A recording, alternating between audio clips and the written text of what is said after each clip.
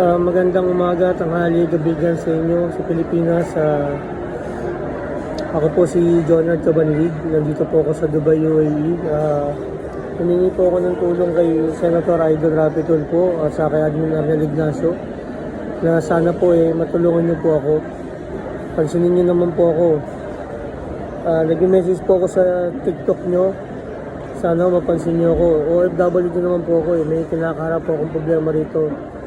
Dahil po sa dalawa nating kababayan na nanloko po sa akin when it comes to financial po.